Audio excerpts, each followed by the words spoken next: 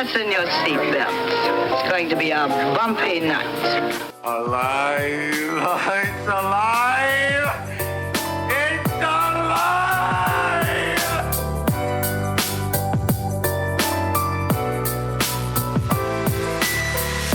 Welcome to the Black Lincoln Collective podcast. Oh, it's gonna be fun. We can stay up late, swapping manly stories, and in the morning, I'll make it pop. With your host, Parker.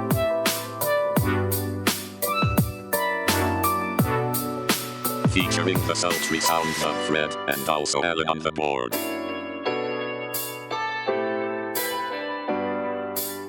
Let's go already! And now, let's start the damn show. Welcome, one and all, to the 111th edition of the Black Lincoln Collective podcast. 111, that's right. 121. Okay, 121. Exactly. We're the only podcast that promises that our listeners and viewers, if you send in your farts, we will play them on the air. We're so Just don't send them in jars. No, send them to Fred. Send them to Allan. No, you know what? Send them however the fuck you want. Send them to Allan. I don't give a shit. You can send them by train. I don't care. Send them. Make them solid and send them. I don't give a literal shit. In a jar. Just put them in a jar. You open it up and goes, brrr. No, I can't wait. So we promise that if you do that, we will play them on the air. So we're so glad you joined us, and that would be hilarious, though. Allan's like, this week's Fart of the Week is brought to you by Joyce Smithers of Mondale, California. Oh, dude, we should totally do that. I saw a video where Tweet us like your farts. dudes doing a podcast. They were like, "Oh, we got a package from like one of our listeners." They opened it up. There was a jar with a note inside of it. And like they opened the jar and was like, "What the fuck is this?" And like he smelled it. He's like, "God, it stinks." And he took the note out and like took it to the dude like to smell it. You know what I'm saying? And they opened it up and said, "I farted in this jar." That's awesome. Feel free to do that, listeners. Please. That would make me so happy. It's so funny. It would make me so happy because it goes to Allan. It's so awesome. So you can, of course, keep up with us at the blcpodcast.com. Please drop us a like or a follow on X, Facebook, Instagram, and our TikTok. Please rate us on your favorite podcast platform. And for the love of God, tell your friends. Why not? We've moved from like, hey, it'd be really sweet of you to tell your friends to like, just tell your friends. Just tell your friends before I kill myself. Please. Tell someone. Tell anyone. Tell your priest. Tell the whoever. Anyway, we do have a Patreon. It's patreon.com/BLC World. And we are, of course, broadcast on the Pop Culture Pros Network. Check them out at popculturepros.com. And now, insert joke here. It's Fred. Oh, wait. Thanks. Close enough. Matt. Close enough. Happy to be here today once again. And as always, Allan O.T. Exists. Thank you. Crowd's coming in hot. More people? Did we get more people? Yeah, we got more people now. Yeah, Allan pumped it up. They're standing outside like. Yeah. Yeah, they're all here because of the fart promotion. Yeah. Right. They're all like, oh, Free fart giveaway. smell your BLC farts. Great. I can't wait. I'm in. Let's go. Live studio audience only at Allan's house.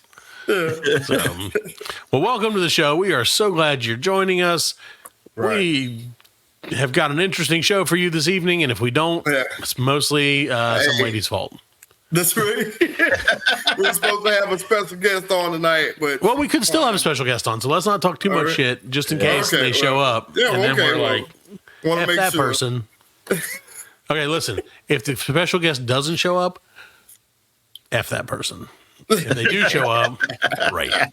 They're pretty cool. I'd say they're do. pretty cool. If not, I'll read you guys. If they don't show up, I'll read you guys my dreams that I've been journaling, so that you can read them, so you can hear them, and you guys can analyze them if you want. Oh yeah, we can do that. Yeah. Well, in the meantime, in case the special guest doesn't show up, I need a favor from you two fellas. All right. So I've decided that one of the things that I would like to do in my life is become a Renaissance man of sorts. Fred, And in order to become a Renaissance man, you have to be. What are the requirements? To be a Renaissance man. You have to be able to do a little bit of everything. A little bit of everything. Yeah, and part of that is socializing, Fred. Right. Yeah. And so in order to stay social and to stay cool and with it, I've decided that I'm going to try and join a secret society. Now, Fred, I thought it was like a D&D club or something. that is neither cool nor with it, I can assure you. A secret society. A secret society. A secret society. Yeah. I have compiled a list of secret societies that I would like to join. Yeah. Potentially, because I'm not making any promises today. Yeah. Just, I don't want any of these secret societies to get their hopes up that they're going to gain this as a member. As a member, yeah, and the face, if you will, of this society now. The member of the society, right? But who was it? Who said it? It was who was that old comedian? What was his name? The sassy one, the one who was not Rodney Dangerfield, but he was always really sassy. Sam Kinison? No, sassier than that. He's older than that. Or he was really old. The one who said I would never want to join a club that would have me as a member. What was that dude? Oh. He was really, really old. Really, really old, like George Burns? Like younger than George Burns, but not much younger. I thought Sinatra said that. What was that? No, it wasn't Sinatra. It was, let's see. Let me look up. I'm going to look it up. Yeah. This has nothing to do with, look, we don't put out what the fuck we're doing. Off the rails on the first already. I'm just going to look. Here's a list of 173 names. It could be any of these. Let me look. No, this is not helping. No. Oh, no. Milton Berle? No, but in that same, he was a little younger than Milton Berle, and he was always. Let me just look up the quote. How about that? Yeah, that's what I thought you did. Yeah, Bob Hope. No, I just looked up a list of comedians. And I thought that would be a good way to figure it out. Oh, Groucho Marx. That wasn't who I was thinking, but Groucho Marx. That was it. I would have never gotten that either. Yeah, that sounds about right. But he said, I don't want to belong to any club that would accept me as a member. And it's true. Yeah. Right. So let's see if any of these clubs are willing to not accept me as a member, Fred.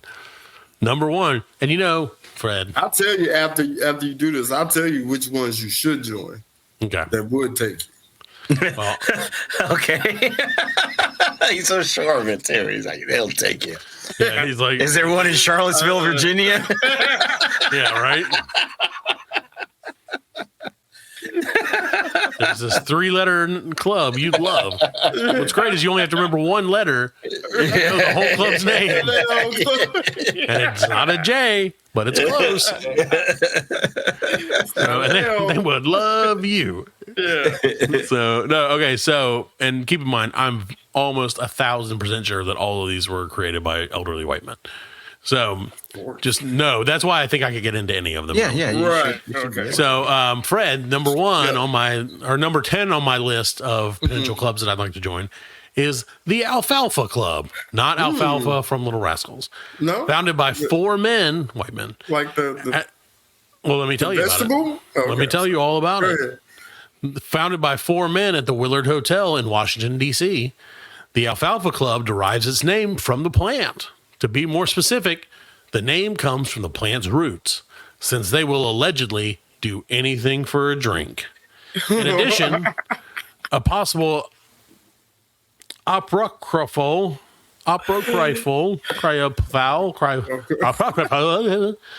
possible story tells that it was created in 1913 to celebrate, guess whose birthday? Friend of the show, Robert E. Lee. A Robert E. Lee attorney at law, Fred, not Robert E. Lee. Right.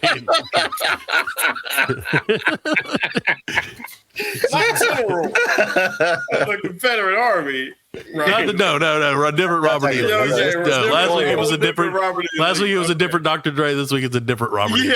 Lee. So, the society is made up of only super wealthy or super influential people. That's me. It boasts around 200 members, with vacancies only opening up when the current member dies. Thankfully, they're all elderly and white, so there's constantly vacancies. And new members must be invited. Who For what they actually do, it seems they exist solely to throw an annual banquet dinner on the last Saturday in January. The President of the United States is traditionally invited to give a speech, with some of them coming more than once. In fact, in 2009, at his first invite, President Barack Obama said the following. I can't do it. Can you do a Barack Obama? He's like, go fuck yourself. I'm not doing it. Here, Fred, I'm going to put the Barack Obama quote in the chat so you can read it to the people. Because you can do Barack Obama and I cannot because it's racist. This dinner began almost 100 years ago as a way to celebrate the birthday of General Robert E. Lee. But if he was here with us tonight, General would be 202 years old and very confused. It kind of lost at the end. No, that was great. For the first 80 years or so, the Alfalfa Club refused to admit women into the ranks, a decision that was changed in 1994 thanks to President Bill Clinton's protests. That's funny. So there's my first one, Alfalfa Club. You think I should get in or no? No, I mean... the Alfalfa Club.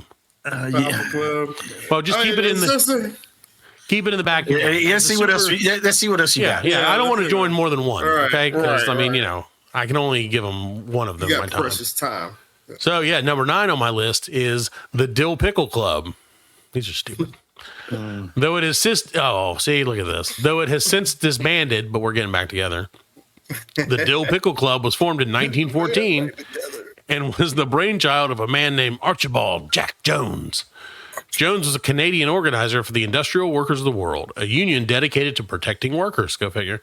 After leaving the group because of an argument over their tactics, he decided to start a society to discuss labor and societal issues. Maybe I don't want to join this one. This one seems lame. Some of the most famous figures in Chicago's history were patrons, including Upton Sinclair and Clarence Darrow. Once Prohibition began, it also became a speakeasy, increasingly popular with the young people, especially those in college. Performance, whether artistic or musical, only added to the appeal of the Dill Pickle Club.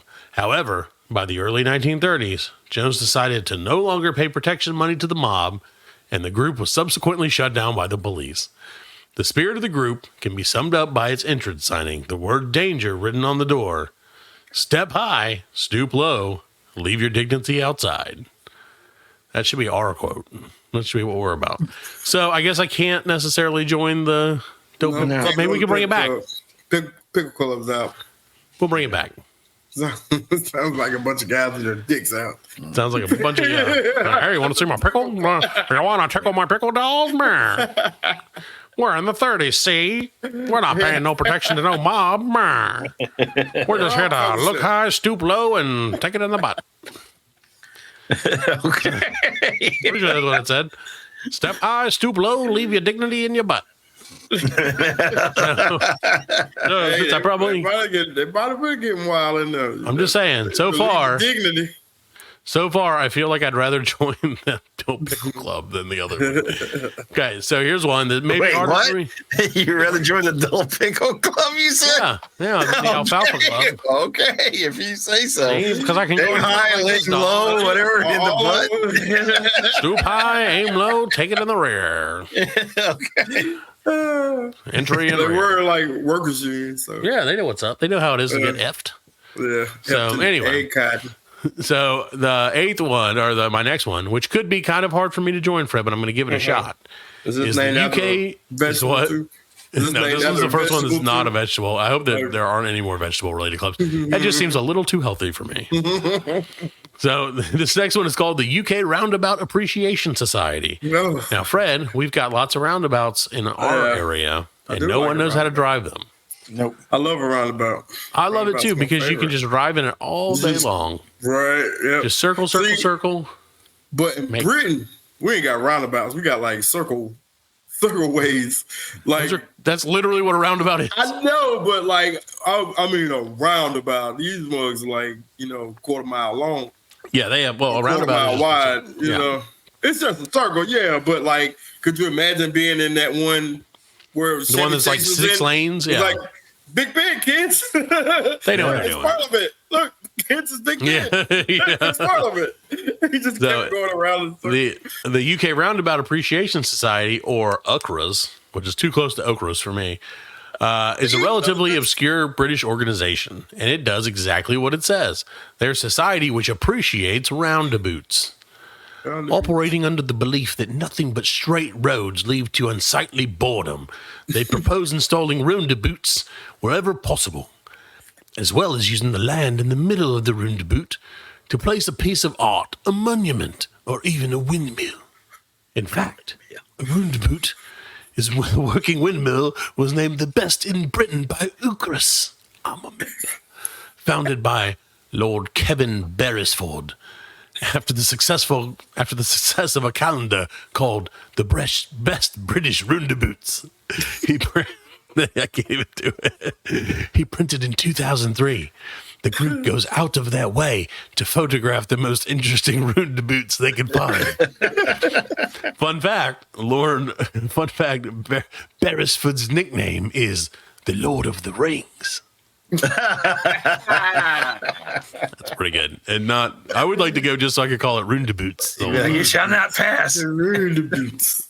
I think You shall not pass. I think this was in the yes column for you, Matt. No, I think that kind of fits me. It also seems like it's pretty lazy. Yeah. Like there's not a lot of just like go sit in a roundabout. Right. Maybe put a windmill in there. Hey, you going on a trip? All right. We're coming in roundabouts and they're pretty cool. Just take a picture. I'm like, Love, I'm going to go appreciate roundabouts around the country. Every weekend, go out and appreciate your roundabouts. We need a windmill in this one, mate. That's one fucking sexy roundabout. Anyway.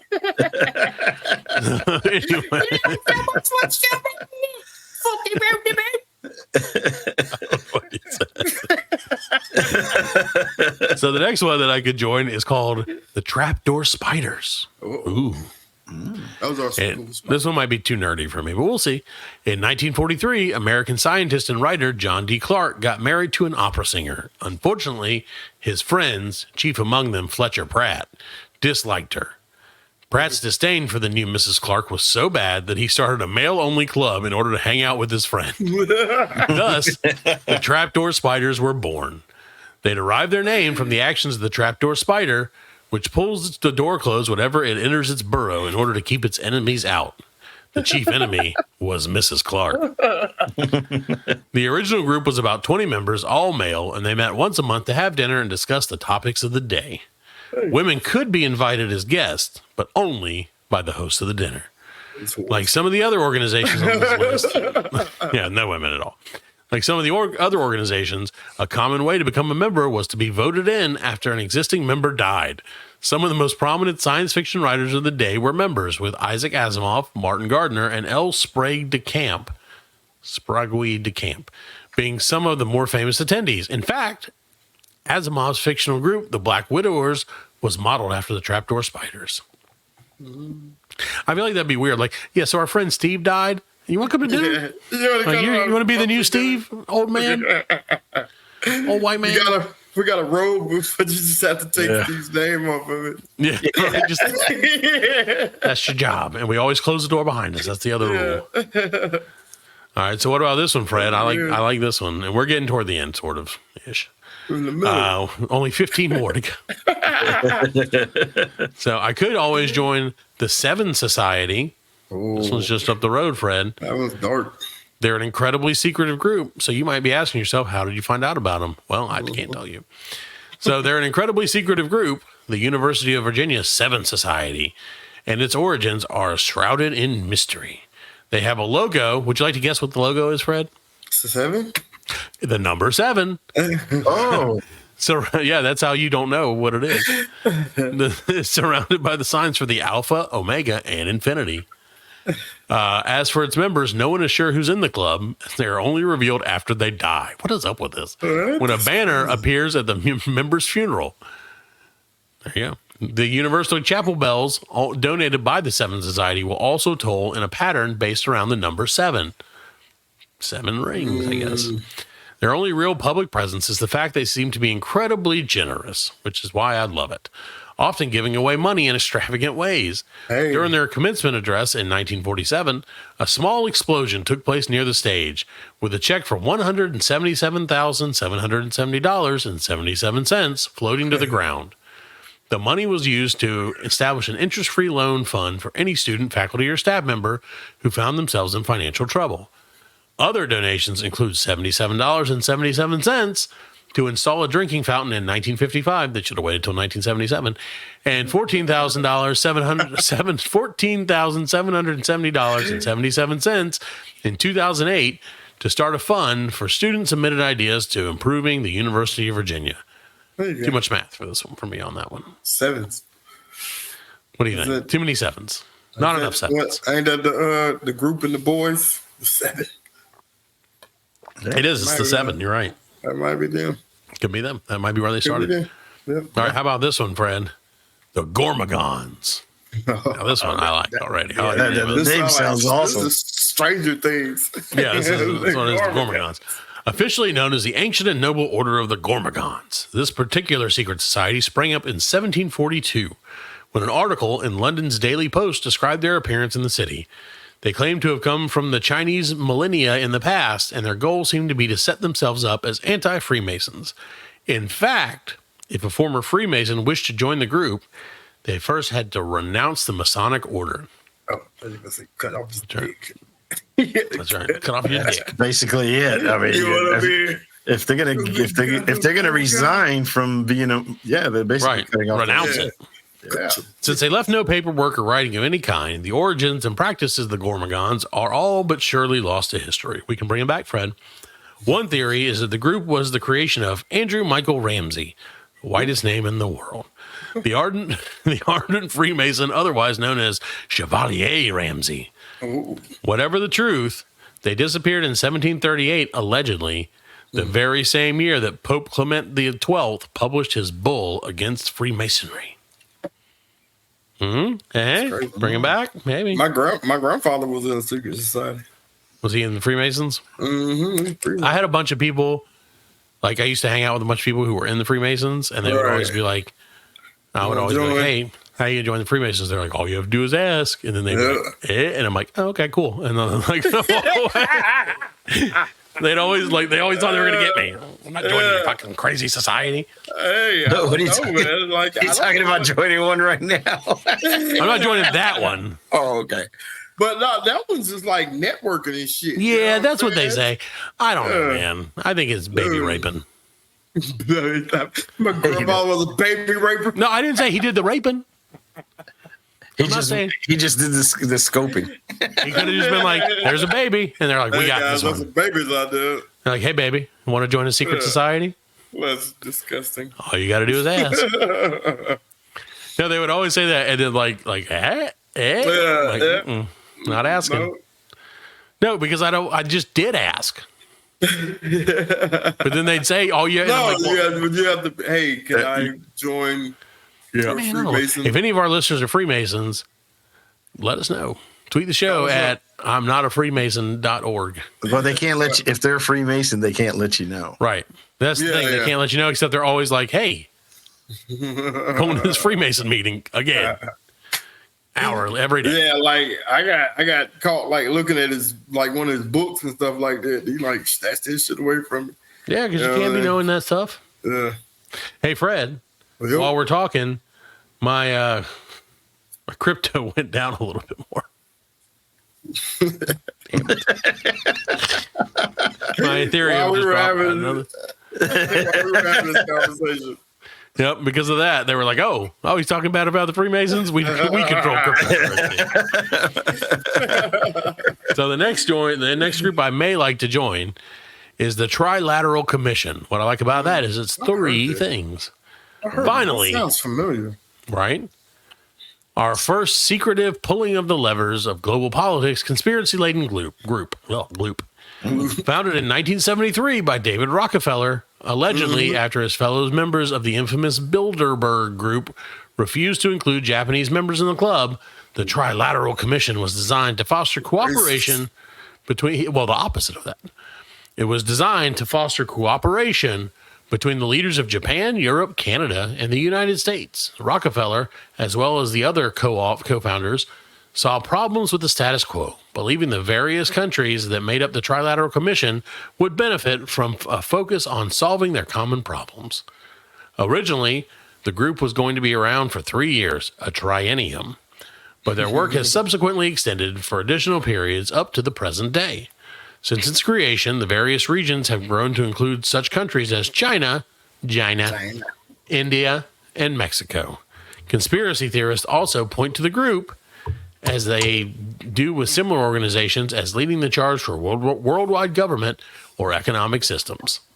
This is probably due to the fact that most of the prominent political or private industry leaders have been or are members of the group. You can't get in there, man. No. Why not? You can't get I'm white. No, that's you gotta be. I'm not trilateral enough. no. But I'm bi. Trilateral. I'm bi. Why can't be tri? So then this is one that I actually would join, and this is one I tried. I almost considered doing. This is like a thing, and then realized that it would never fly today. The Durham University Assassin Society. No, this is a real thing. I would have tried that one too. Durham University, located in northeast England, is home to a UNESCO World Heritage Site, and is perhaps a bit less well known, the Durham University Assassin Society. Founded in 1996, which is right about the same time that we were going to do it. DUAS is one of the oldest, as well as one of the most active assassin societies in the world. They run a number of different games throughout the school year, ranging in duration from a few hours to a few weeks. The games consist of players attempting to, quote unquote, kill other players, normally with a Nerf gun or a cardboard knife. DUAS even gives out awards to its members, many of which are relatively silly, such as the Stephen King Award for Best Narration, which one year went to Millie Power for using poetry in her kill reports. In addition, there are an incredible amount of rules with amazing specificity with which members play the games. So they were going to do that. Like some buddies of mine were going to start that, where it was like, they were like, oh, what we'll do is we'll get everybody signed up, and then basically you'll get a target, and you'll have to you'll get a little dossier folder on them, and you have to go and assassinate them with your Nerf gun, or like I said, with a cardboard knife or big knife. And I was like, this is a great idea. This is just good, clean fun. And then before it started, I realized, wait, I could probably get in a lot of trouble for this. Because nowadays, you think about this nowadays, man, this shit would be taken the wrong way. Someone would get real serious. And, I really murdered that guy. I always thought it would be super fun. All right, so I have 2 more, and then that'll be it for and then you guys got to tell me which one you want me to join, okay? And I kind of like this one, honestly, as well. Maybe this is my favorite one right now. The Uttar Pradesh Association of Dead People. In 1975, a man named Lal Barani applied for a bank loan in his home district of Uttar Pradesh, India, only to be denied. When he asked for the reason, the bank told him he must have been lying about his identity because Lal Barani had been declared dead. So began an 18-year journey to prove he wasn't really dead. 18 years. It turned out that his uncle had bribed an official in order to take over his share of his ancestral farmland. After making little to no headway, Bahari sought out others like him. He eventually found a large underground collection of people and decided to form the Uttar Pradesh Association of Dead People. Their main goal is to force the government to recognize that they are, in fact, alive. Something which often goes hand in hand with reinstating land which was illegally taken from them by corrupt politicians and crooked family members. In addition to attracting thousands of fellow Indians to the group, Bahari also received the Nobel Peace Prize in 2003. Damn. Priest Prize? Yes, the Nobel Peace Prize. This is a lot of reading. Give me a break. You're alive. I love the idea of I'm in a society that proves I'm alive. You would think it'd be easier than that, but all right. And then finally, after this, you guys got to decide. The Hemlock Society, founded in 1980 by Derek Humphrey in his Santa Monica garage. The Hemlock Society became one of the largest rights to die organizations in the U.S. Their overriding philosophy was that people should be allowed to legally end their own lives through the use of doctor-prescribed medication. They did not believe in suicide for emotional reasons, just for those with terminal or untreatable illnesses. Though they never officially helped anyone commit suicide, various members have helped in the past with other members. Some people dispute this claim, citing descriptions of poisons and lethal levels found in past literature. Their name is derived from the story of the Greek philosopher Socrates' death, in which he drank poisoned hemlock. Membership levels in the group plateaued in the 90s before other like-minded groups sprung up. There's more. And then they began to decline. In 2003, perhaps feeling as if a rebranding was in order, the group changed its name to End of Life Choices before merging with a new organization called Compassionate Choices a year later. Oh. They also got rid of their old motto, Good Life, Good Death. So I think I'm going to go with the Uttar Pradesh Association of Dead People. Of dead people. That's was it the last one, like Dr. Kevorkian? Didn't he? Probably. Yeah, was he at a Dr. Death? Yeah, Kevorkian. Yeah, he was. He liked to help people kill themselves. Yeah, he did help a lady. But don't they do that? Don't they allow that in Canada now? Probably. I don't know. I'm sure there are a lot of countries that do. Yeah. Because a lot of countries aren't dicks. I saw an episode of Atlanta where they did that. Like, they went to a party where a dude was like ending his life, but they didn't know they were there for that reason. Oh, okay, yeah. They was out there at a party, and they see the dude laying on the bed. He's got this contraption like over his head, like when soft? he's ready. No, it's like a plastic bag, and it just came down and like went over his face when he's strapped to the bed, so he can't. And then I'm sitting there like, what the fuck did we just walk into? That's why I'm not joining that club. It seems like that would be a real weird like initiation. Like, hey, all you gotta do is die. All you gotta do is be willing. Welcome to. aboard. Yeah, no. I'm gonna go with the Alfalfa Club. I'm gonna put you in the Alfalfa Club. Yeah, I'd go with the Roundabout. Yeah, I think the Roundabout Society is. If I had to join, the Roundabout is because that's what you would do. That's You know, you cool, just be man. like just hanging around Roundabout. That's cool. The Roundabout one is cool. Yeah, it'd be up your alley right there. You know, you ain't doing much. You get to hang around. All right.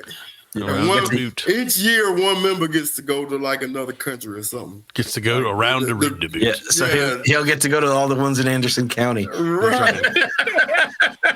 Next year, Fred's blessed to go to Spartanburg and visit their hundreds of roundabouts. And he can select which one gets a windmill. That one on Woodruff Road. Isn't there one on Woodruff Road right at the end? There's a bunch. Yeah. There's a bunch. That's my favorite one. My favorite one. No, my favorite one. The biggest one we got. No, I don't know, man. My favorite one Millennium is probably Drive has one. Right, the one right there. Has one, yeah. That's my favorite one because that one is very confusing to people. Yeah, it's so. I have seen multiple people. I saw one time I went out there and there were people protesting somebody, just sitting in the roundabout, just protesting away. Protesting the roundabout. I don't know what they were protesting. They were just mad as hell and they were standing in the roundabout, and I was like, well, okay. That's a great way to get your message out. That's right. Yeah, everybody sees it. Yeah, everybody sees it. And I was like, that's a risky maneuver, man, standing right there because these people do not know how to drive in that shit. No. You ever seen somebody hit one? Like, yeah, there, like launch off of it and shoot off of it. Yeah, dude. I seen that video on that one. Yeah, that's my kind of roundabout society. Fucking air, man. All right. Well, we're gonna take a quick break, and we'll be back with more of the Black Lincoln Collective Roundabout Society. It'll be roundabout a minute. Yeah, we'll be back in roundabout 1 minute, mate. The Black Lincoln Collective podcast will return after a word from our sponsors. The new episode of the Black Lincoln Collective podcast just dropped on blcpodcast.com. You want to come to the bathroom and listen to it? Sure.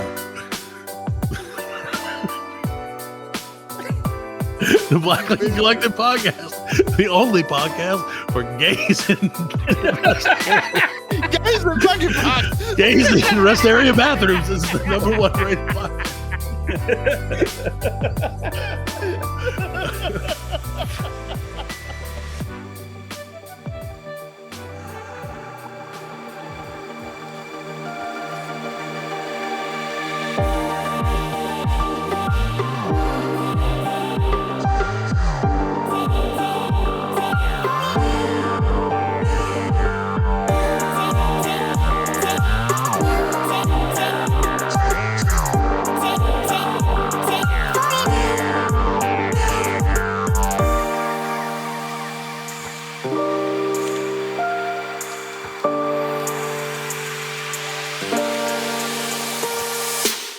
welcome back to the 111th edition of the Black Lincoln Collective podcast. We are so glad you're still with us, and somehow you sat through my deciding which secret society I would join, because that was a mess. So I am so happy to introduce what we foreshadowed in the beginning of the show, Fred, and I said it was going to be great, and I told you it was going to happen because I believe in the power of positive thinking, Fred. There you go. So we are about to be joined any second now. As soon as Allan does whatever it does. I like doing that. I know so much for doing that every time. I'm like, dude, that's the cube. He never gets it. Let it go. So we were joined by Chelsey Turpening Coxsey. She is a dream coach. She does dream analysis, and she's awesome. She showed up. We so much appreciate that because we were a little worried for a minute. Fred was mostly worried. So welcome to the show, Chelsey. Thank you so much for coming on. I'm happy to be here. I'm sorry I'm about an hour late. You're right on time. Don't worry. Don't even worry a little bit. You're good. So can you tell us a little bit about what a dream coach does? Because I really don't know. And I didn't want to look it up because I didn't want to spoil myself. Oh, I love that. Okay. Well, dream analysis, there are different takes. Each culture has its own take on it, but it's really trying to find yourself and the symbolism in dream analysis. So what I do with my dream analysis sessions is I call myself a Jungian enthusiast. So I love Carl Jung. So I take his approaches a lot. And it gets very metaphysical with a lot of psychology involved. So and they tend to mirror each other. And I call it a self-discovery and a soul discovery, as it has a lot of metaphysics and psychology involved. And that's really interesting. They're amazing that's sessions. Cool. Yeah, I can only imagine. So you, of course, check her out at ChelseyTurpeningCoxsey.com. We'll put a link in the description of this week's show, as well as on our socials and everything, so you guys can check it out. Of course, so do you do them virtually, or do you do it through Zoom, or is that your preferred way to do it? Yeah, I do them through Zoom, or you connect with me on Facebook. I will Facebook call as well. So very casual. Let me ask, how does a session usually go? Does someone just tell you their dreams, and then you kind of are like, well, let me walk you through what that could mean? Or again, this is very interesting to me. So just to let you know, I have been writing down, I have the weirdest dreams, I swear to God. And maybe I don't. Maybe you're like, oh, those are super normal. Everybody has dreams about this. I doubt it. But so I've been writing down my dreams for like the last couple nights, and I was like, we're gonna shock her. It's gonna be shock and awe. So I'll just be warned. Like I used to, but it's unfortunately not legal where we're at. But occasionally, I used to indulge in some sort of illegal activities that kind of shut dreams off for a while because my dreams had a tendency to be so intense. But over the last couple of, while, I have not engaged in those activities. And so my dreams have come back with a vengeance. And I just give you a fair warning. These shits are weird. So we will get to that point where whenever you're ready, I will happily do this. But I do have some questions for you beforehand, if that's okay. Yeah. So, nice. Do you, and again, this is maybe a dumb question, but I just wonder, do you feel like all dreams mean something, or can they just be like random conglomerations of thoughts? It's a mix of both. Sometimes we are literally just processing our emotional states or how our daily experiences are. But we also experience ourselves. I work with the internal family system, which is IFS. Robert Schwartz, I believe, is the one who came up with that. And it is a godsend with dream analysis. It really breaks it down into our fragmented aspects of ourselves. So we are on the exterior, we are one person, but internally we are many. And the voices appear in dreams with messages, usually with balance, wanting something to be heard or brought back to wholeness, healing, all of that. And then I say that is one layer of our dreams. So we have our processing of the emotional daily, right? And then you've got the internal family system dreams, and then we have the mass collective or something metaphysical where it's not just us in our space, but we are experiencing other conscious aspects, spirits, or metaphysical experiences as well. And so I always, when I do dream analysis with people, I don't interpret one dream. I interpret all of them as tiny puzzle pieces that make one large picture. And that's where it gets really interesting. It does sound super interesting. So somewhere. Do you request that people kind of journal their dreams for a certain amount of time? Yeah. Like a week, a month, or just like, what'd you dream It's about? whatever you can. Just start journaling it and then continue journaling. I also say that if there's dreams in the past, like before you have a session with me, if there's a dreams in the past you want to talk about, if it's a cluster or even one, let's dive into them, especially in the first session. What I'm doing is I'm teaching people to know how to understand their personal symbolism, but also mass collective symbolism, and to bring it somewhere in a space that's applicable to yourself. Sure. So is it kind of a form of therapy then, to an extent? Like you can kind of like you said, you can kind of learn about yourself through what your subconscious is presenting you when you're, not able to hold it back. Yeah. And it's funny because you say that your dreams came back with a vengeance. I've noticed that when I create the space of dream analysis for people, they'll be like, oh, I don't have a lot of dreams. I don't remember them as much sometimes. And then as soon as they start dream analysis, it comes with a vengeance, and it like spews out with all this internal voices and whatnot. So it's fun. It's so weird. All right. So let me give you one. I got to do it. I got to give you one because it's like, okay, go ahead, Fred. Before that, I just got a simple question. And this is probably off topic. I know it's way off topic. Do you believe in aliens? Yeah, we actually, they come in dreams a lot. So we do demonology, aliens, guides, anything metaphysical or multidimensional. We got a lot going on in dream analysis. Okay. Yep. Fred's a big alien guy. Not like he. Oh, I love aliens. Not that he is an alien. I am an alien. Hey, so am I. It's great. Go ahead, Matt. Tell us. Okay. So, well, now that actually leads me to another sort of kind of question. What is your take or your opinion on like lucid dreaming? Because I have always wanted to do lucid dreaming. I've never been able to like accomplish it. I know there are lots of books and stuff like that you can read to kind of help you kind of like gain that ability to do that. You know what a lucid dream is, right, Fred? No. It's like a lucid dream is a dream where you can control it essentially. So it's a dream where your consciousness wakes up in the dream. I can do that. Yeah, I can do that. I have dreams, and I'll be like, I'm dreaming. This is a dream. I want to see if I know I'm dreaming, and then I know I'm dreaming, and I can fly and stuff. Right? Yeah. Lucid all day. Yep. Yeah, because and I'm sorry, man, but like, no, I'm mad at Allan. I'm not mad at you. I usually have this dream, like 2 reoccurring dreams that I have, and I like both of them. But one of them is I'm in an empty mall, and like they just waxed the floors or whatever. It's just like a big space, and I'm ice skating on in my socks. Like I'm just like skating around the whole thing, and I'm loving it. And there's another one, like Allan said, it's flying, and it's like I'm on the ground, and then I can just, you know what I'm saying, and like. Mm-hmm.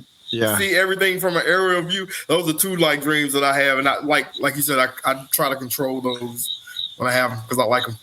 Yeah, because I have in my case, I'm back home, and there's always like a tidal wave. Back home is Puerto Rico. Puerto Rico, yeah. And there's always like a tidal wave. And I'm a kid, yeah. Okay. And there's always a tidal wave coming towards the house, and I get scared, and I'm like, oh, wait a minute, I'm dreaming. And I'll just go and fly away. It's like I know that I'm dreaming. Right. It's weird. I mean, well, for those of us who don't have the mental capacity, apparently, thanks, Brain, to do that, is there anything you can recommend me other than hanging out with these jerks that could help me to be able to do that in any way, really? Yeah, come to my workshop tomorrow night. I got my lucid dreaming workshop actually tomorrow night. Yeah. There you go. But no, there's a lot of techniques. So I'm sure you could just Google techniques, because for me, I only go off of my own experiences. So I'm not a lucid dreaming coach, but there are people who literally just teach lucid dreaming awareness and how you could like use it as a self-discovery or a soul discovery. And like lucid dreaming is interesting because it is an awareness, right? And it's kind of an odd term, but you can also astral project. I don't know if you guys have ever heard that before. Mm-hmm. So it's quite similar, honestly. Astral projection is you experiencing something outside of your conscious space or your internal home space, right? And for you, your dream going back home and having the tidal wave, it sounds like an inner child dream. I love inner child dreams. So they're popular because obviously we're all a child at one point and we carry a lot of that within us, even as adults. An inner child always has something to say, or if it's uncomfortable, or if it wants to express something, or even if it's something that happened in childhood that you want to have acknowledged. It could be just like even a fear or a feeling or an insecurity of whatever that was, right? So I used to have a lot of nightmares that were tidal waves that I'd be looking out because we live next to the ocean. And I would look out and see the tidal wave coming. And I remember those were my nightmares. It was literal fear than Now I just fly away. Well, that's beautiful. And nature does cause a lot of damage. So I have people who have dreams about thunderstorms because they live in areas where there's a lot of tornadoes and it literally devastates or something to be afraid of. But sometimes it's even like family dynamics or how, just whatever, maybe an insecurity. So I always say like symbolism is not black and white. It evolves with us and it holds very deep layers of meanings. And so a dream you say you had a dream last night and it holds a meaning to you today, 6 months from now, it will evolve into a much deeper meaning, if that makes sense. And your dream with the mall sounds really familiar with the ideas of like dreams with airports or going through mazes. Those usually represent your process going through life. So it sounds like you're kind of skating through life a little bit. Wow. Yeah. Right? It's crazy, man. Stop having these people on telling me the truth. I love this stuff. Chelsey, a few weeks ago, we were lucky to be joined by a lady named Linda Fay. And she was a tarot reader and medium. Yeah. And I think it was about a month ago now, 3 weeks ago, something like that, a month ago. And she absolutely destroyed our minds. She did like a quick tarot reading for my wife, and then who was not obviously on the show tonight. And she also did just some I guess, channeling or whatever, mediuming. I have no idea what it's called, for like Allan and for us just in general. And it was sincerely like, okay, I'll be honest. I'm the most skeptical probably one on the show. Like I'm generally very much like, oh, if I can't see it or like touch it or feel it, it's bullshit. Usually I like to think that, but then like, and honestly, this is one of the reasons we do this show is because we get to talk to people that are just not what we're used to. You know what I mean? Right. In a good way. Yeah.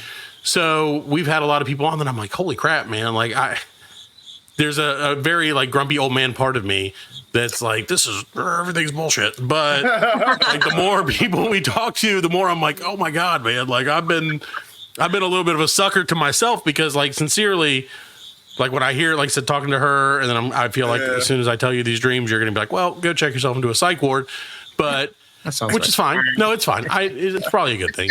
But it's like one of those things. It does. I have to admit, it opens up your consciousness. It opens up your mind, and makes me think, holy crap, there is more to to life and to like our existence than just what you can see and touch. Yeah. Yes. So it really did. Like I'm not shitting you. Oh, by the way, for the listeners, Linda will be back for our Halloween episode. She asked me if she could come back and do something. I have no idea what, but I feel like it's going to be not great. I'm a little worried. If I'm being honest, she's going to like channel somebody that we don't want to have on the show. So,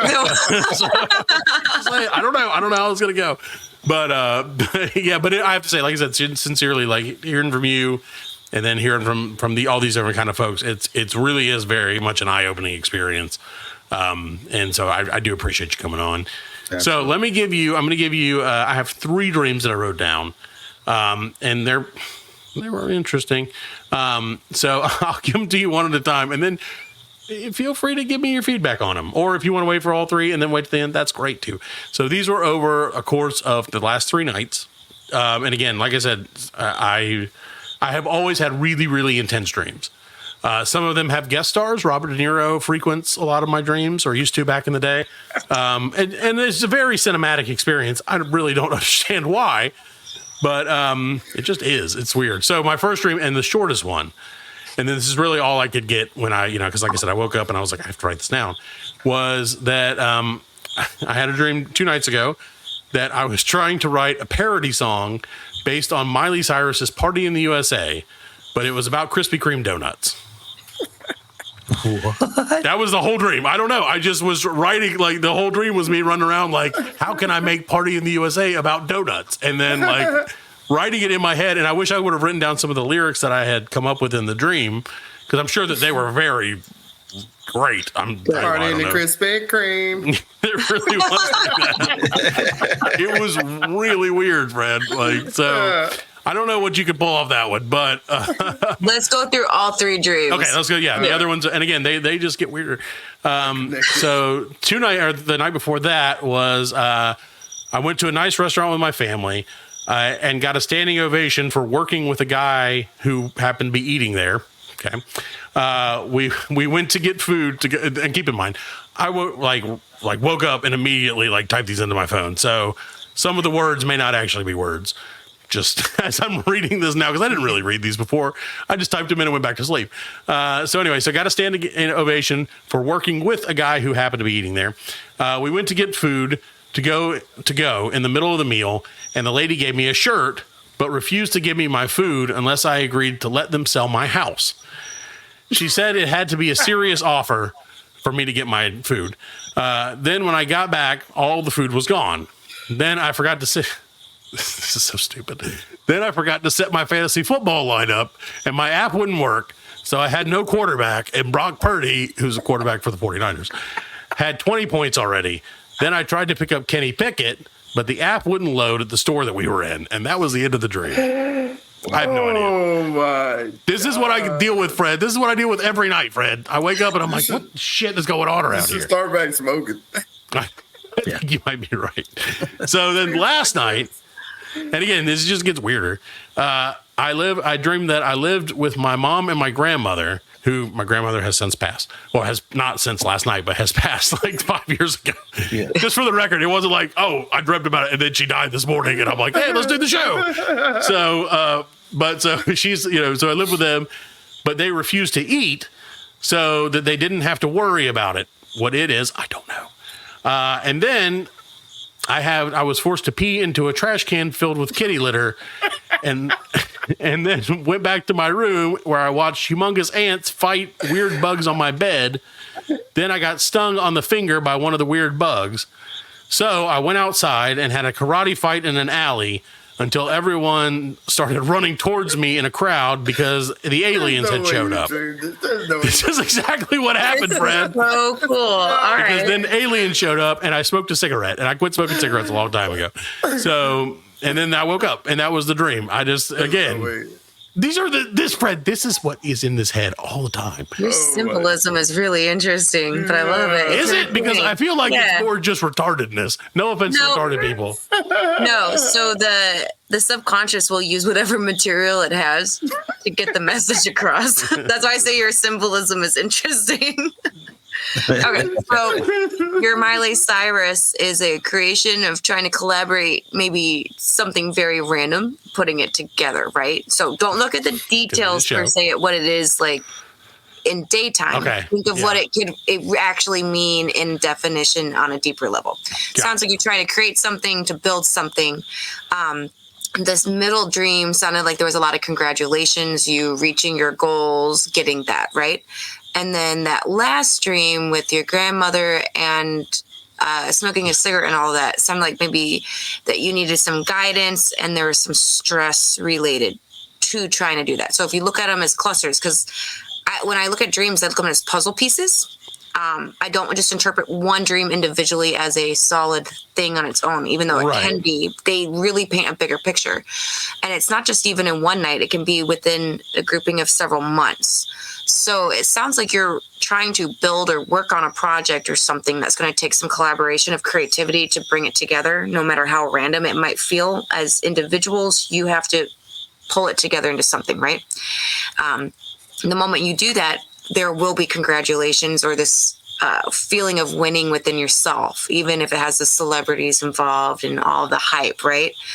but it does also sound like that maybe you have some ancestors involved in the metaphysical aspect, or some oomph behind it not being just you per se, but you have a metaphysical push behind it too, if that makes sense, or a soul push. And it's probably not an easy task. I would assume it'll be difficult. And I don't know if that resonates with you a little bit on it definitely daytime application. I'm just kind of going off of not knowing you on a personal level. Sure. Yeah. But not yet, but now that good. If you pulled that out of what he said. Yeah. I love symbolism. I love, Fred, that your dream is like, I was skating in shoes in a mall, and I'm like, I had fucking alien cigarette karate fights and peed in glitter boxes and got bit by bugs. There's some conflict and trial and pushing forward. But most of my conflict and trial is with the guy right here. It sounds like he's the perfect mix then. He's such a douche. Wait, well, not me. Come on. I wasn't pointing at you. No, he's pointing at me. You pointed. No. Yes, I was pointing. I see. I didn't think we all. I thought we all saw the same. I don't say nothing. About tarot. So I don't know if you guys are familiar with tarot, but dreams have an energy about it and flow of how it progresses, the same in symbolism as tarot cards are. And I love tarot. I use a lot myself. So they're very much. When you were reading him, you were saying some of the same things that Miss Faye was saying. Right. Yeah. So they're very synchronitic, which is really crazy to me. And that's why I'm saying I can't. As much as I want to be like, oh, everything is stupid and not real, I can't do that anymore, Fred, and that hurts my heart. And maybe that's the conflict. Well, I work with egos a lot, by the way, and the ego normally is an analytical aspect of ourselves that wants to make sense of the intuition, and it is its own process, but they can and will support each other. So it's just feeding the ego or the analytical aspects of ourselves the right information to be able to understand it. Okay. Powerful, right? Fred and Allan's head. I was completely over Allan's head. Whenever he goes, no. I understood completely. Actually, I understood. She spoke English this time.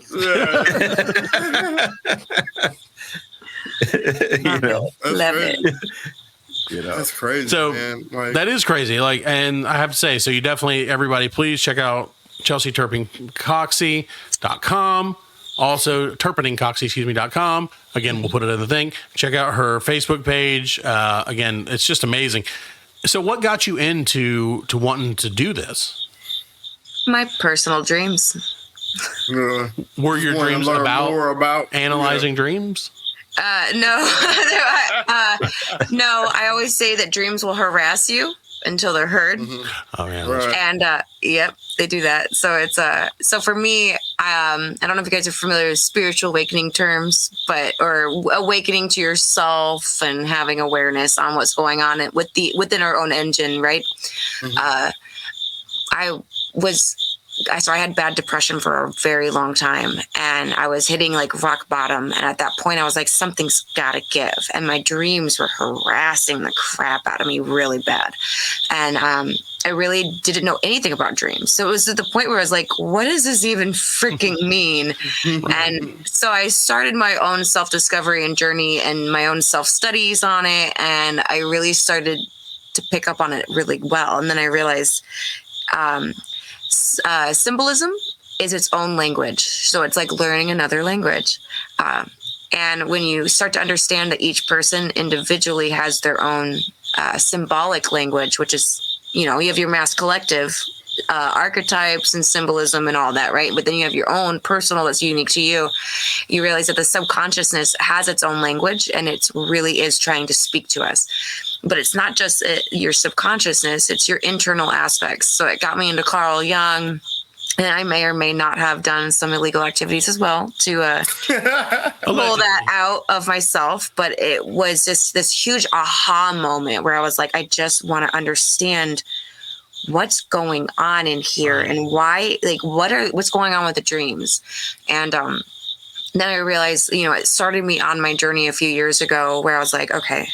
And, I started the process of, after I figured it out with myself, because I was doing my own dream journal. And when I looked at my dream journal and read it on a book, I was like, what the hell? It made sense. Like a puzzle pieces to build a bigger puzzle. And like at that point, it was just like light bulbs were going off. And I was like, oh my God. And it was this huge self-discovery, but not just self-discovery on who I was in this life, but a soul journey too. And, like we have past life regressions, Akashic records that pop up. And I have my guides. I have so aliens, right? I have alien guides and they teach me stuff. And once I became aware of them and started utilizing my tools and whatever in that aspect, it really was what I got to call a spiritual journey. And then I started to take the course of learning how to bring it to a space for other people, because it was something I was very passionate about. So it was first within myself and then learning how to do it for other people. And at this point, I love how our brain works consciously and subconsciously, and how it holds many identities and aspects that are really complicated, but truly they're not that complicated. We just have a lot going on. Well, once you can read it, once you kind of start to understand, like you said, the cues and what the symbolism could mean, it starts to make a lot more sense, I think. Definitely. So that's something I even teach in my sessions. I was like, ideally, I don't want a client to work with me for a few months and go away not knowing how to analyze themselves. Right. It's a tool that I give you that will last a lifetime. Well, that was going to be my next question. Is so you do encourage? Oh, Fred's gone. That's fine. This is all a dream to him anyway. So, so you do encourage people to learn to kind of read their own, or at least be able to somewhat interpret their own dreams. Yeah. Is there anything? And again, I'm not by any means like, hey, give us free stuff, but maybe a little bit. I don't mind. Is there anything that you're, I guess, like some tent poles for that you would maybe kind of teach to people and say, like, if you have these kind of dreams, or this recurring theme generally means this, or is it more like personalized toward specific people? A mix of both. But there are certain dreams that really are common. Like when he said he was going through the mall, malls are popular dreams. Airports are popular, going through a maze. Those tend to be a lifespan or going through life. When you find yourself exploring a house, if it's your current house or just a random house that even feels familiar, it's you on an internal scale and you're exploring yourself. So you can go from room to room. Hallways represent transitional phases usually. It's really quite popular, and it's funny that it stays true to even like the individual person. So I call those like archetypes still, or maybe not like an archetype, because archetypes are like, technically Carl Jung explains them as spirits or their own personality. So it's more of like a person versus an experience of what you would have like on your like a house or of the mall. So like but it's how we view ourselves overall as a whole symbolically. So like a lot of people are exploring houses. I noticed that a lot of the time the inner child will also be very prevalent. That's why I was like, when you said you were back at home and having the tidal waves, that was probably a serious fear of actual nature effects, but there's probably something deeper to it as well. That tends to be the case. And it's the inner child speaking out. We also have a feminine and masculine side. Those each, we all have that. So they always have their voices for balance. So like you being men, you probably have dreams about women that you're in love with or feel close to or interested in, but you don't know them in real life. That would be your feminine side. I've had many dreams with the masculine aspect. It's the duality aspects that Carl Jung talks about a lot, just as like common things, right? The anima and the animus, or masculine and feminine. Depends on where you can call it whatever you want. It means the same thing. Right. At the end of the day, there are certain aspects of us that build the human mind. So like we've got the inner child, we've got the feminine and masculine, our higher self. Then we have like our guides. And the guides are not always as obvious, But when you want to set the intention to have them face to face, you will notice you do have guides, if it be ancestors, aliens, or even angels or something on that level, right? And then So like Miley Cyrus would probably be one of mine.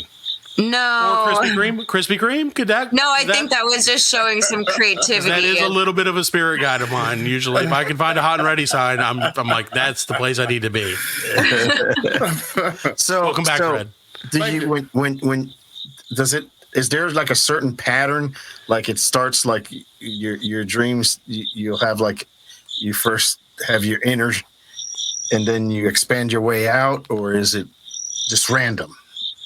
It's a little bit of both. Everyone's different. So people who come to me, I usually, okay, so everyone's a little different, but it all leads to the same place. It depends on where you're at in your personal life or your experiences or whatever's going on in the daytime. So I've had clients who come to me and like immediately their dreams are like screaming the soul journey or metaphysical aspects with a lot of archetypes. They're demanding to be healed in some weird way. And then it will start to bring out what I call the internal family system, which was what I was like, there's this book, No Bad Parts. It's a great book by Richard Schwartz. And it's a godsend for dream analysis, honestly, because it really, you could psychoanalyze yourself into the different portions, right? But each portion will have its own want or need or to be healed, to bring back to wholeness, to have a space on your platform of consciousness. So like as we grow throughout life or go through experiences, we tend to exile certain aspects of ourselves. Sometimes the inner child is one of the main, especially in society where we're supposed to be responsible, be adults, and we don't allow ourselves to be childlike or playful or fun. And that's still who we have at a very tender aspect of our soul. So there's usually a lot of inner child stuff going on. But then we also have like the higher self, which is the future us that we want to embody or become. And that shows itself a lot in the need of wanting to connect, wanting you to come reach to it or to choose it. Guides are always there to help. And it's funny because it took me a couple of years to connect with my guides. And I think it was kind of some internal fear a little bit on that. Or a belief system. But when I work with some of my clients, they immediately connect with their guides. And I'm like, oh my God. And it's like jaw dropping because the experiences are insanely, and it's just in your face right there. Couldn't be anything else, and they set the intention before they go to bed, even to just experience their guides. But when we go throughout life and our experiences in life, we tend to manifest extra aspects of ourselves. So some of those are not necessarily always authentic. They're picked up from other people, maybe like your mom or your parents or any authoritative figures. The ego is really big in dreams. It tends to show up as a manager, something trying to control other aspects of our shadows or exiled aspects, trying to manage them, push them aside, chase them. So we see a lot of there's a lot going on. You could have like 10 different characters in your head, and they're all choosing different symbolism or patterns to represent themselves. And some of them get along and some of them don't. And it gets very obvious sometimes. But so what I say is usually we start out with internal family system dreams, but they're usually tied in with metaphysical dreams too, that mirror the internal, which makes sense because, it's always a mirror, or a magnetic thing. Right.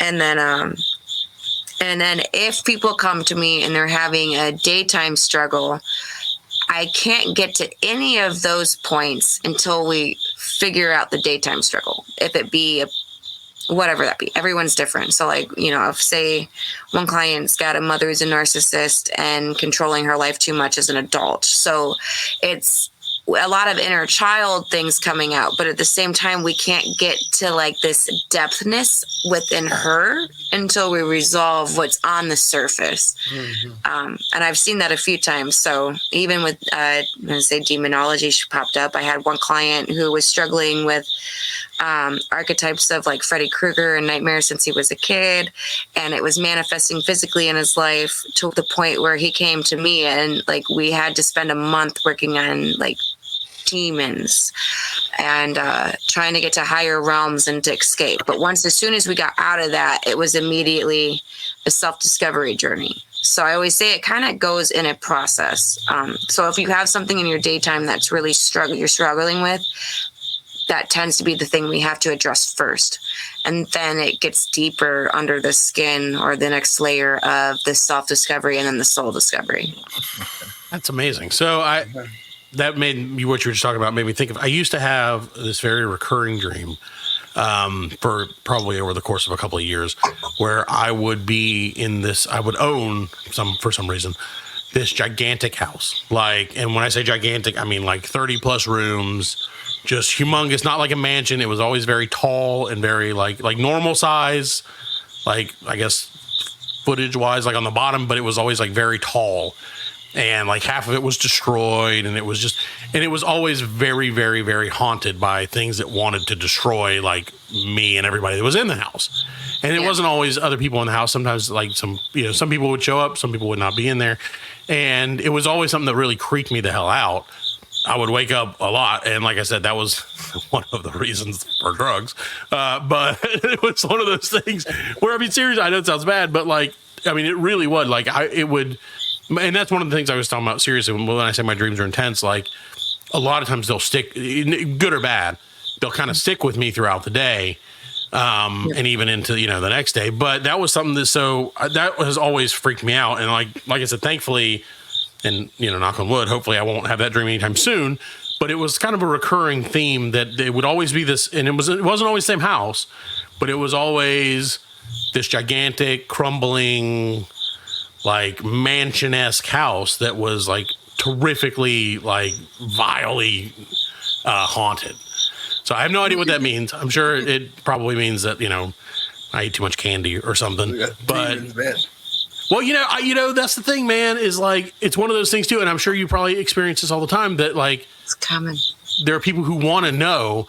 But there's also like me who kind of doesn't want to know. Right. Yeah. You know what I mean? Like I do want to know. There's like the morbid curiosity of like, hey, does this mean that I'm like, there's something over this shoulder at all times? Like just waiting on me, like that freaking weird thing from Insidious where I'm just going to do this. And there's going to be like you know what I mean? But at the same time, like, I'm like, I don't, if it's real bad, can you just be like, oh, it's great. It's normal. Everybody has crazy haunted house dreams all the time. It's fine. No, yeah, you're great.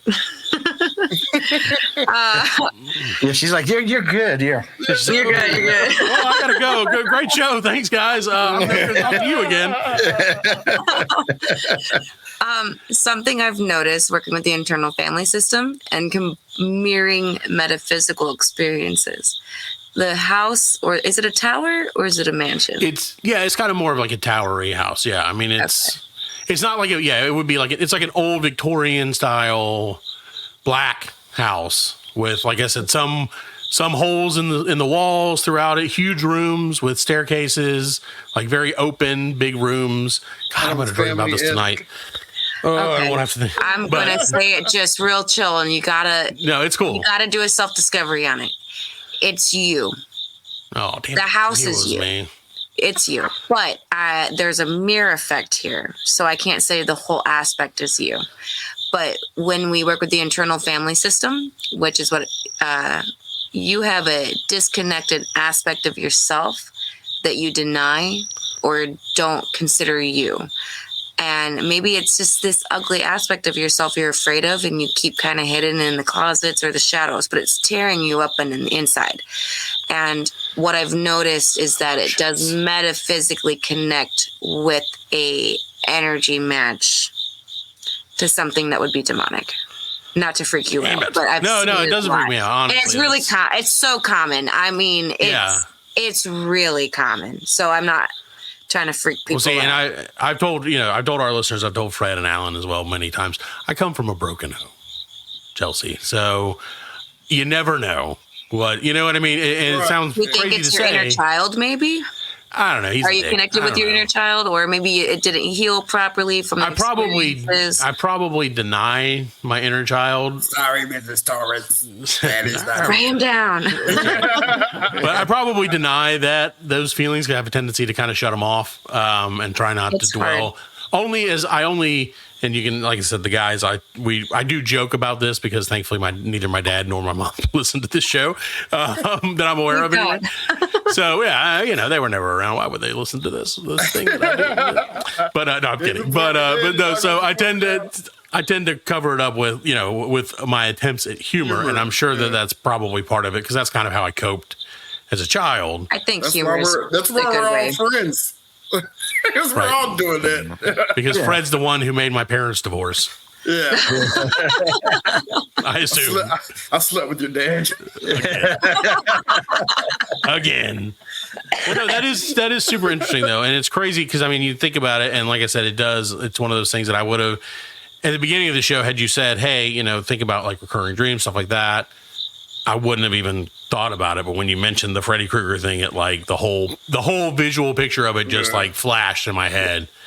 And like I said, it's just one of those things. Like I said, waking up worried is always like it's one of those things that like I'm just like, oh, this is not a good thing to wake up and feel this way. Like have these, it's not a great way to start your day when you're like, hey, great, I'm haunted by things that I can't explain. Hooray! It lingers. Have you experienced sleep paralysis? No, thankfully I have not. You have? Yeah. No, I'm very thankful that since I was young, like I've had that. And my grandparents always just said the devil was riding me. That was like their, you call my dad the devil? Ooh. Your dad sounds interesting. I thought for a number of years my dad was Pat Sajak, so. But anyway, yeah. But no, that's crazy. Fred, I didn't even know that about you, man. That's crazy. Yeah. And I still get it. Like, well, I've got we did a sleep study and, they say I have sleep apnea. So now I use the machine, the CPAP machine. So like, it doesn't really happen anymore, but like, there'll be nights where I don't use the machine and I'm saying I'm waking up like, there it is. You know what I'm saying? It's coming on. Yeah. But yeah, I've had that. I see sleep paralysis from the physical aspect and the metaphysical. So that's why I always ask. And so the sleep apnea would make sense if you're not able to breathe and you're caught in between this weird sleep and awake phase. That would make a lot of sense. Yeah. Yeah. There's some people who are completely healthy experiencing sleep paralysis and they're seeing their eyes are open and they're seeing the demon or the shadows lingering over their bed. That's a very different thing. But I do understand how like the sleep phases work and how you can be caught in between maybe REM or your body's full of sleep but you're waking. There is this weird caught up moment too. Right. So no, but like before that, like when I was young though, like and I wasn't, I guess the weight caused the sleep apnea, but like I was a young guy and I would have that. And like my grandfather was he was a Methodist preacher. And like my grandma, she was big in the church too. So like they made me sleep with the Bible under my bed and like they had me shook. You know what I'm saying? It adds extra fear and paranoia, which is right. Yeah. Yeah. So like, especially for a child. Right. I was probably 10, 12 years old. Like you're like, oh my God. Yeah, oh my God. And then like to make it worse, like we lived like on a farm. So like we would get like rodents in the house and shit, and we had this huge rat that had started clawing at my closet at night. Oh no! Yeah, that's creepy. Man. Yeah, I lived in an old farmhouse once where we had raccoons in the attic, and they were literally throwing stuff out the house. It was funny. They would tear up the insulation and throw it out. Oh my God, it's gonna be scary. Yeah, that's crazy. It really is. That is like one of my biggest fears, and I'm very thankful that that's not something that I've had to deal with up to this point. Rodents? No, not rodents. Generally raccoons and rats. Closets, actually, Fred. They're so disorganized. No, like sleep paralysis, man. Because I've seen people. I've heard the stories of like I said, like the shadowy figures and shit, and like climbing on them, and that just freaks me the hell out, man. Like it's very real in that aspect. Yeah, that's why I was like, well, I understand the physical health aspect of it, so there is a difference.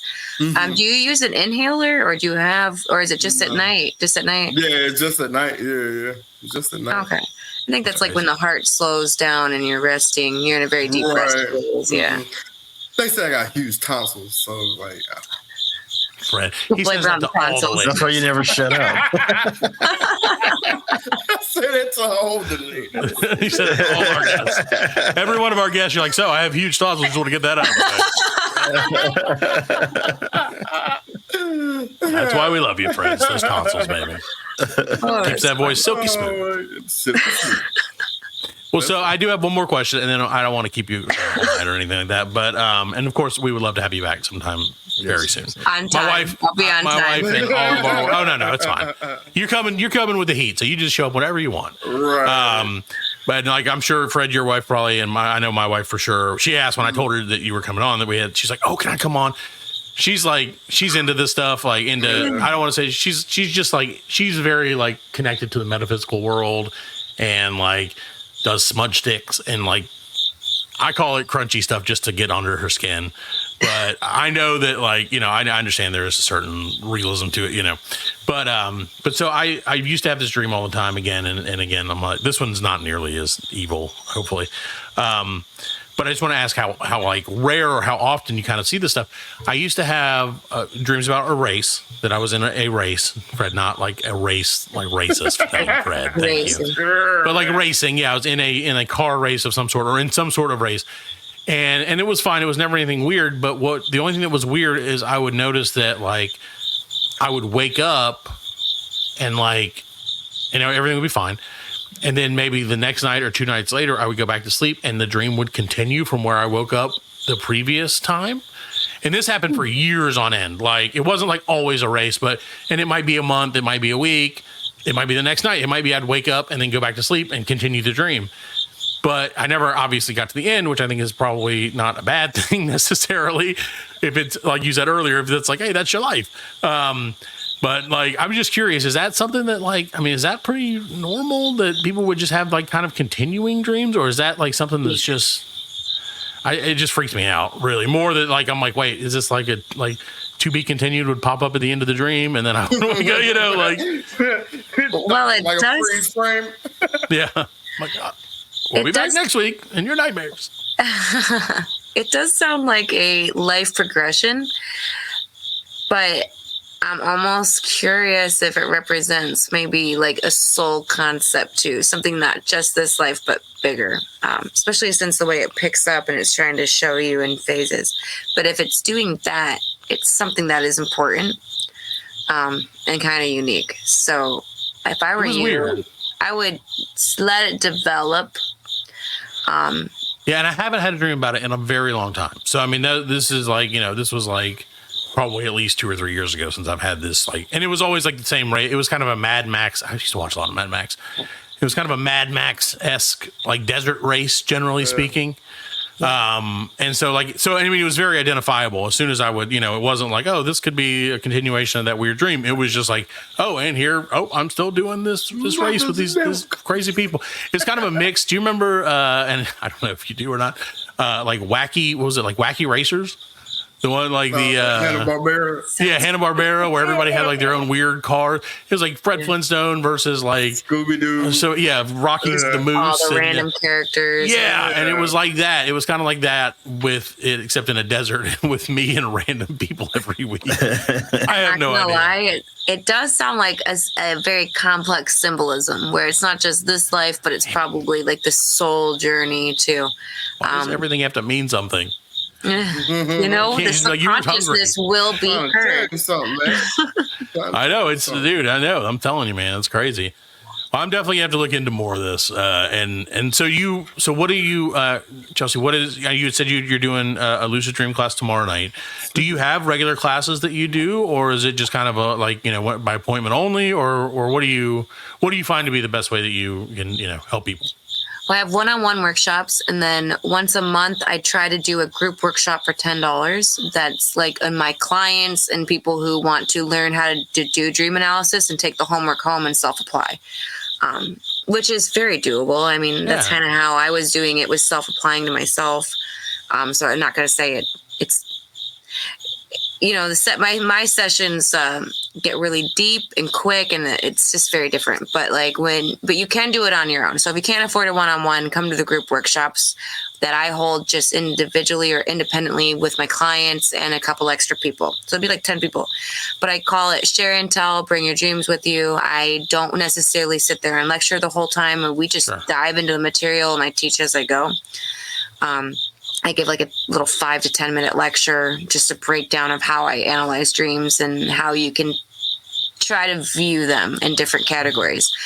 But I'm also, if you follow me on Facebook, I do set up live events. So I've got a lucid dreaming techniques workshop that I'm co-hosting with my friend who's Jeff Randall. He does the Lucid Madge.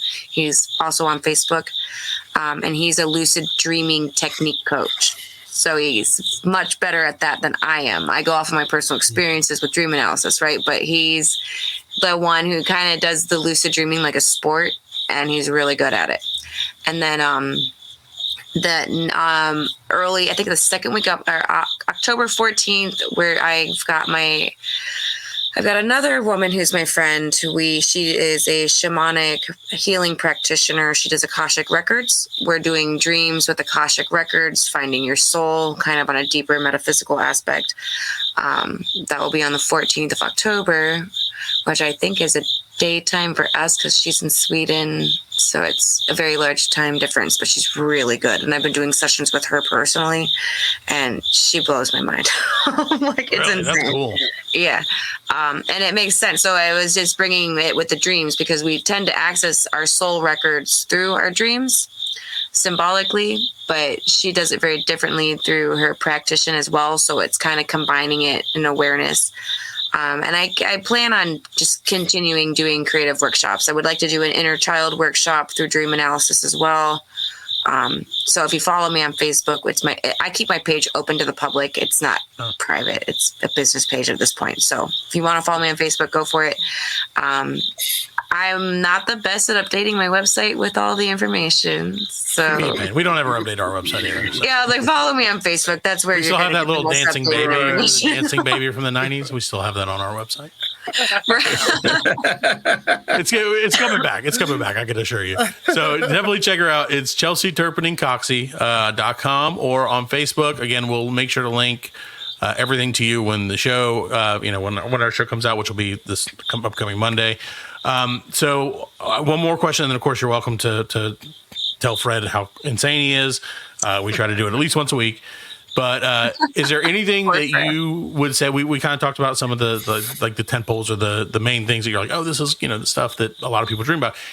Is there anything, and maybe I shouldn't ask this question, that you're like, if you dream about this, not a good thing. Like, this is not a good thing to dream. Like, if you keep seeing this thing, I don't want to say run, but maybe slap yourself in the face or something. And again, if there's not, or you don't feel comfortable, I wouldn't want to force anything out of you. It's not something specific because symbolism is always different. So I usually see hints of the weird stuff in weird ways. But some people are very obvious, and it shows as is. But when it comes to the metaphysical side, as humans, we've got the good, the bad, and the ugly. And there is a lot of weird demon things going on in the dreamland. And it's kind of open to that, right? Like, that's kind of the idea is you've kind of let down your guard. Your pineal gland, picture it as a front door. What comes in, it comes in and out. And if you're not aware that you have a front door, then it's vulnerable. And I'll leave it at that. That's probably better for all of us that we not know what's coming. So, well, but I also say tarot is, if anyone's interested in tarot cards, bless your space, but it's also a good way to, if you have a dream that's kind of needing some extra information, I often find that tarot symbolism represents a lot with the dream symbolism, and they go hand in hand almost perfectly. And I would definitely say that it sounds true to you can explore a lot more with it. And I do, not all of my clients pull tarot, but I say none of them are against it. And I do bring a tarot deck with me, or a couple. I've got a couple variations of different oracle decks or traditional decks, but I do bring them to the sessions, and if it's needed, I will pull cards to kind of help bring clarity a little bit more too. Yeah. That's amazing. That's so cool. Do you guys have anything else? Any other questions or anything? No? All right. Well, it was nice Chelsey, to meet you, and thank you for coming on the show. Yes, thank you so much for coming on. This is awesome. I love you guys' energy. It's great. A little scary for me, but don't be afraid. Don't be no, afraid. I'm not afraid because once I learn how to lucid dream, I can kick those ghosts' ass. Yeah, and I can win that fucking race. Finally, after 20 years, I can win that race. I want that trophy. Or you can quit. Journey. I can quit. That's true. You can quit. Be like, fuck this. That'd be my problem. I'd be like, I figured out how to lucid dream, and I stop for cheesesteaks. Hey, my 5-year-old dreams about Pennywise, and I told him ice cream. If he feeds him ice cream in his sleep, it'll kill him. Oh, there you go. See, I need to start. He said it worked once. You gotta give him a weapon. Yeah, you gotta give him a weapon. Yeah. I was like, you're in control to an extent. It's your house. Right. That's true. There you go. Well, that's awesome. Seriously, Chelsey, thank you so much for coming on. If you ever, if you're welcome on anytime, we would love to have you on again. And I will sincerely be looking you up. I'll probably get my wife in on some of your stuff because have her follow me on Facebook. Very much into it. Yeah, I definitely will. So again, Chelsey Turpening Coxsey.com or Facebook. Do you have an Instagram or Twitter or any of that stuff? You have an Instagram. I think I found your Instagram at some point. Yeah, I'm never on it, but that's it's okay. there. It does exist technically. We also possibly I've got like 3 of them because I forget the password a lot. Fred started us a TikTok and abandoned it almost immediately. I'm just not I like to focus on one. I think it's the ADHD a little bit. It's good to just really be a badass at one. I agree. We do our best to do our best. So thank you again. Thank you so much for coming on. It was awesome. We really do appreciate it, and we would love to have you on again. So everybody, again, just check out ChelseyTurpeningCoxsey.com, and we'll be right back with the end of the Black Lincoln Collective podcast.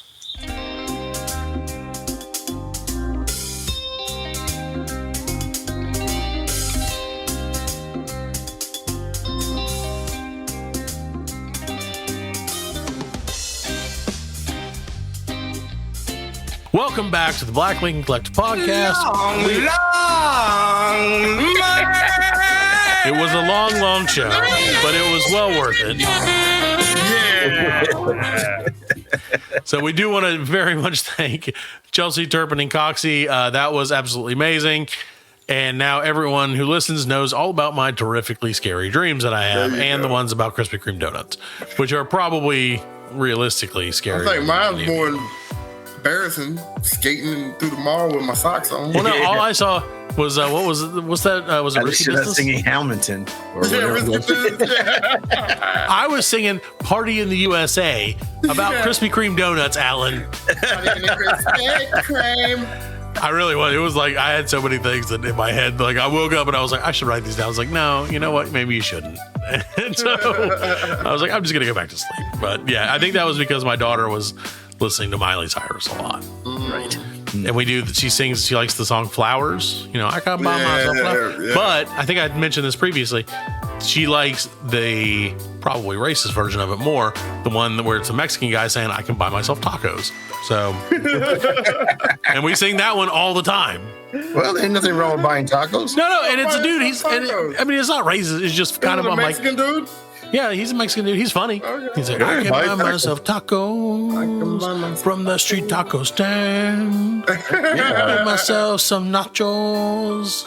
Yeah, see, they don't have those here. I wish we had those here, like they do California. Street tacos? Yeah, I do too. I wish that too. Maybe someday. Maybe when we do a live episode, we'll get a street taco stand. From the taco truck. Yeah. Dude, I would love it. If we could pull, speaking of that, we're going to have Conrad from Okay Taco is going to be on next week. And maybe he can kind of scratch that itch for us of the taco truck. So, well, thank you guys very much for listening. Appreciate you guys for sticking around. I know we went a little long this time, but hopefully you got some good information. Join the British UK Roundabout Society, and of course check out Chelsey Turpening Coxsey on Facebook or on our website. We're going to get out of here. Thank you guys. We'll be back next week with a brand new episode of the Black Lincoln Collective podcast. All right. I'll see you later. See you in your dreams.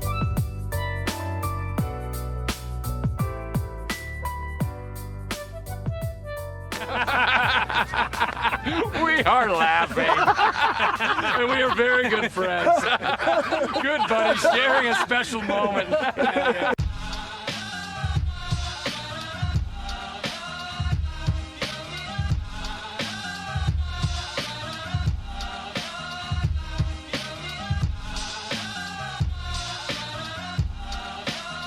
That's it, man. Game over, man. It's game over. Just hang loose, blood. She's gonna catch up on the rebound on the men's side.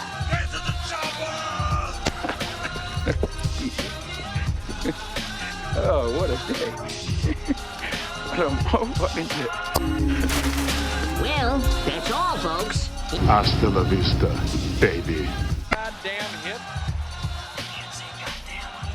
Don't worry, nobody's listening anyway. As you know, I'm a man of special needs. Surely you can't be serious. I am serious. And don't call me Shirley.